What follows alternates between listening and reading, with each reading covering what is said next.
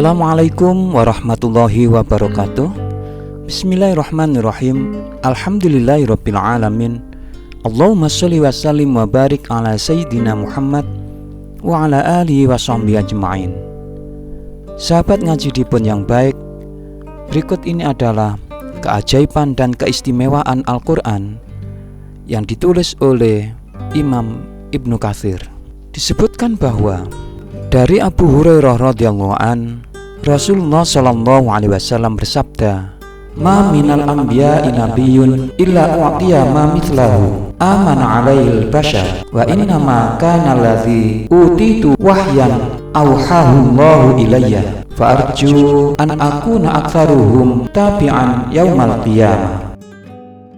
Tidak ada seorang pun dari kalangan para nabi kecuali dia diberikan sesuatu atau mukjizat yang serupa dengannya, yang mana manusia beriman kepadanya. Sesuatu yang diberikan kepadaku adalah wahyu yang Allah wahyukan kepadaku, sehingga aku berharap menjadi orang yang terbanyak pengikutnya pada hari kiamat nanti.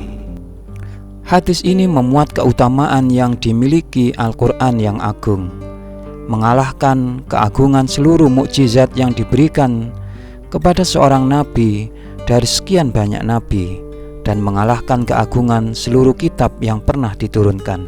Hal ini karena makna hadis adalah tidak ada seorang nabi pun kecuali dia diberikan berbagai macam mukjizat, sesuatu yang mana manusia beriman kepadanya.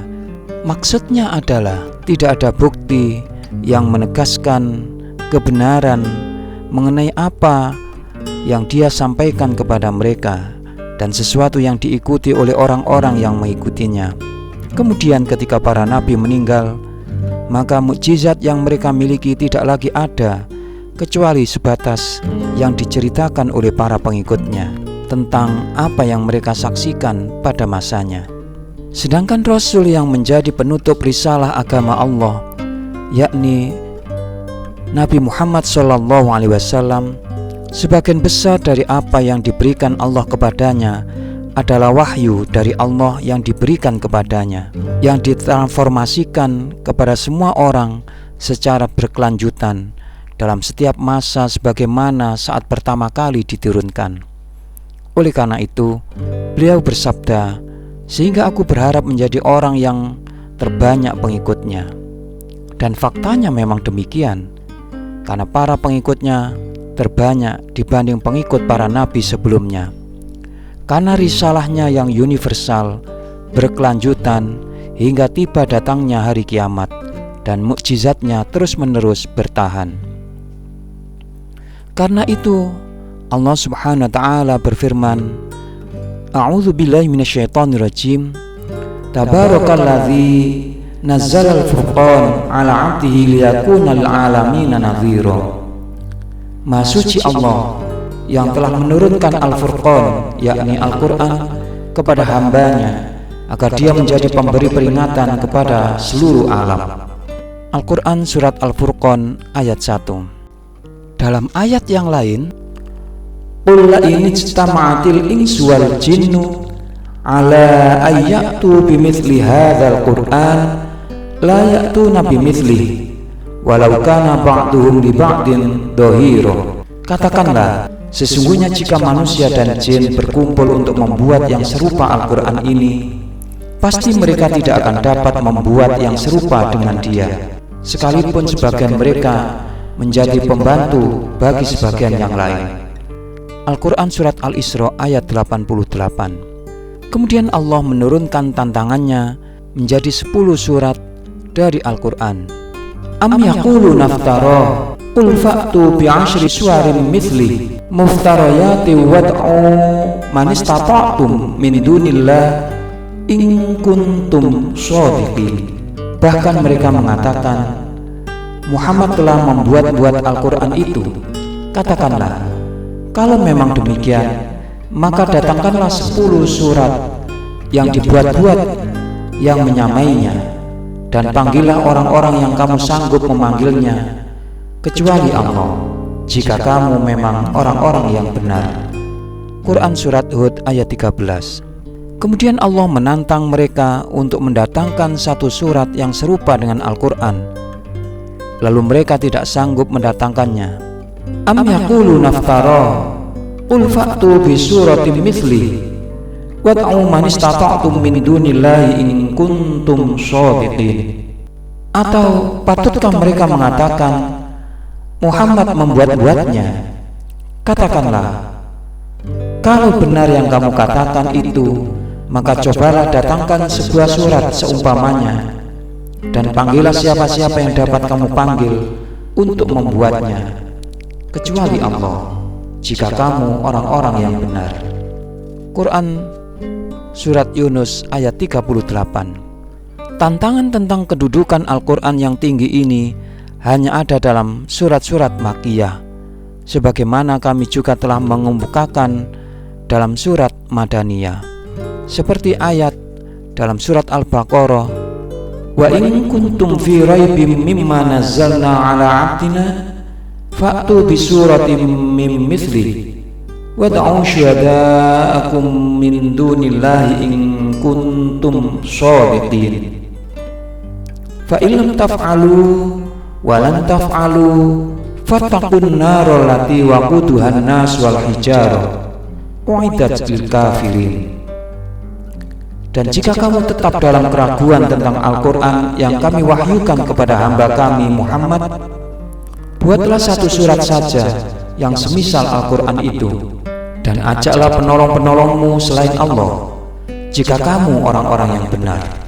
Maka jika kamu tidak dapat membuatnya, dan pasti kamu tidak akan dapat membuatnya, peliharalah dirimu dari neraka yang bahan bakarnya adalah manusia dan batu, yang disediakan bagi orang-orang kafir.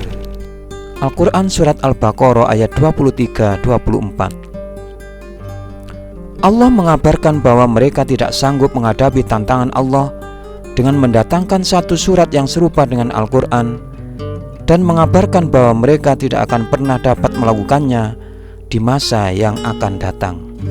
Ini tidak sanggup mereka lakukan, padahal mereka adalah manusia yang paling fasih, paling mengetahui ilmu sastra Arab, balaghah, syair, puisi, dan beragam gaya bertutur.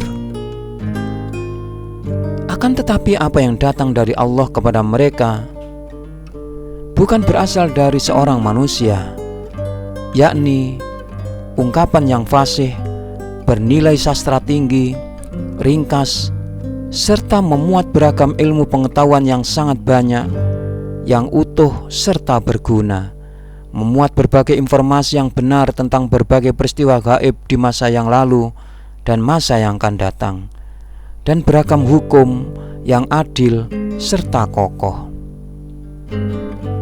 Sebagaimana firman Allah, wa tammat kalimatu rabbika sidqan wa adla la mubaddila li kalimatihi wa huwas samiul alim.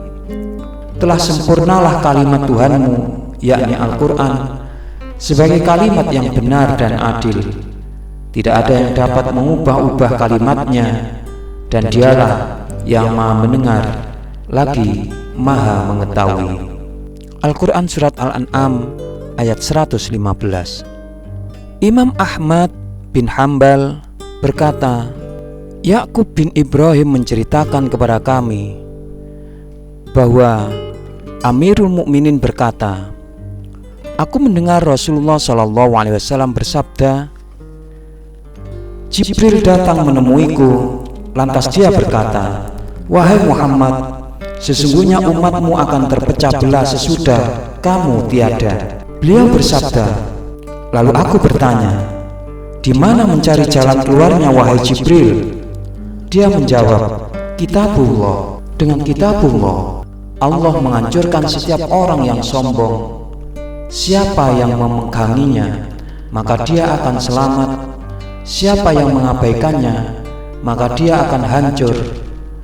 Siapa yang mengabaikannya, maka dia akan hancur. Adalah yang memisahkan antara yang hak dan yang batil, dan bukan senda gurau. Lidah manusia tidak akan sanggup menciptakannya. Keajaibannya tidak akan pernah sirna. Di dalamnya mengisahkan peristiwa sebelum kamu semua dan memutuskan perselisihan di antara kamu semua, dan kabar yang akan terjadi sesudah kamu semua tiada. Imam At-Tirmidzi berkata, Abdun bin Humaid menceritakan kepada kami, orang-orang sedang ramai membicarakan berbagai hadis. Lalu aku menemui Ali. Lantas aku bertanya, wahai Amirul Mukminin, apakah engkau tidak melihat orang-orang yang terlibat membicarakan berbagai hadis? Ali balik bertanya, apakah mereka benar-benar melakukannya? Aku menjawab, benar.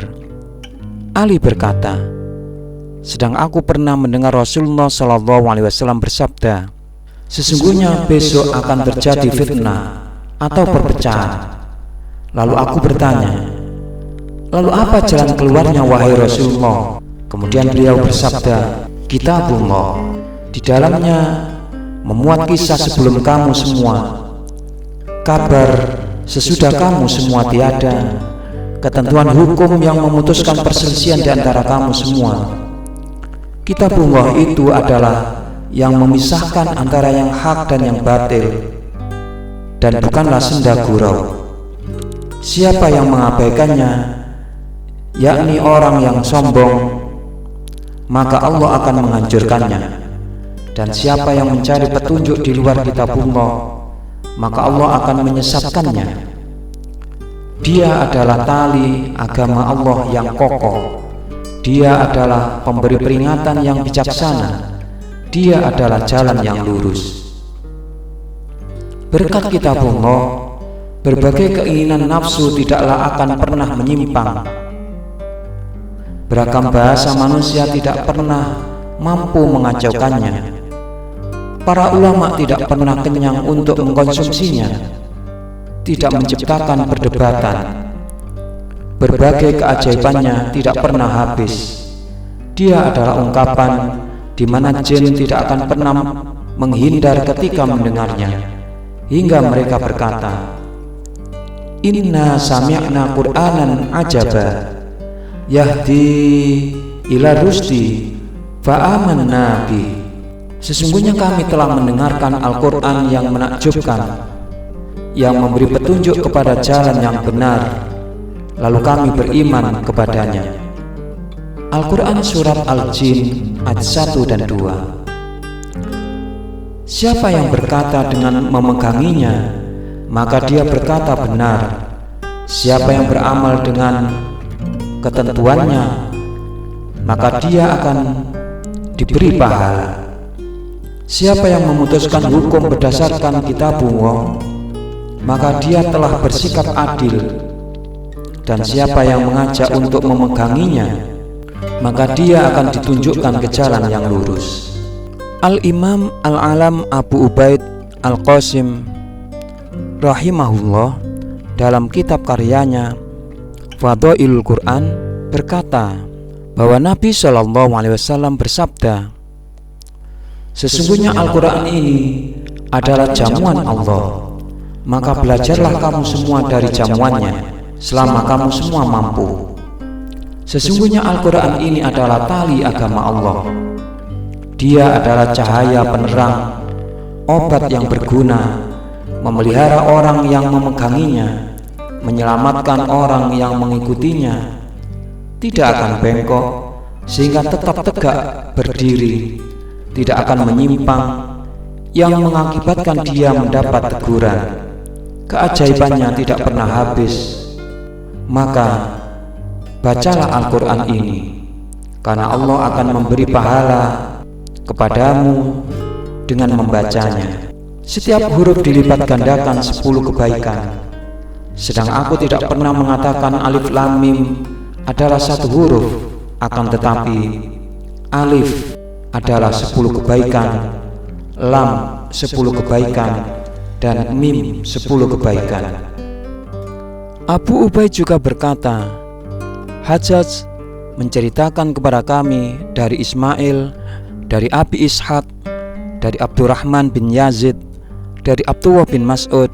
Dia berkata, seorang hamba tidak pernah dimintai pertanyaan tentang dirinya kecuali Al-Quran, Karena jika dia mencintai Al-Quran, maka dia sesungguhnya mencintai Allah dan Rasul-Nya.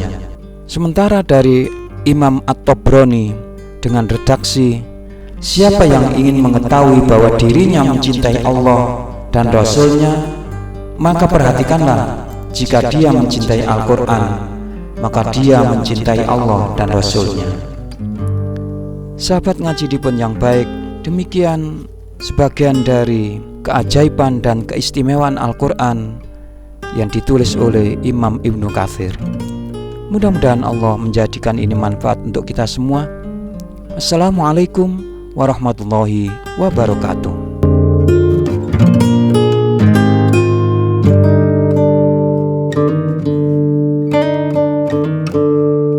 Terima kasih ya atas like dan subscribe-nya.